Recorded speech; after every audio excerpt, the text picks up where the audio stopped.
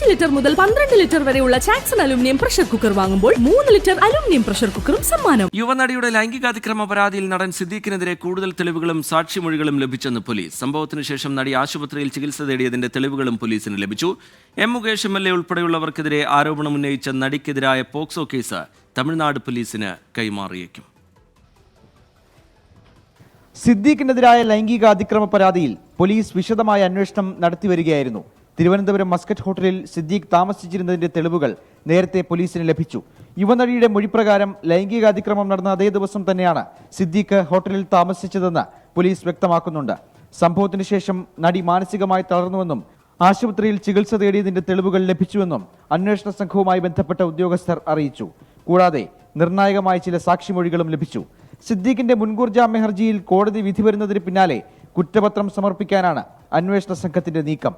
M Mukesh MLA ഉൾപ്പെടെയുള്ളവർക്കെതിരെ ആരോപണമുന്നയിച്ച നടിക്കെതിരായ പോക്സോ കേസ് തമിഴ്നാട് പോലീസിന് കൈമാറാനും നീക്കമുണ്ട്.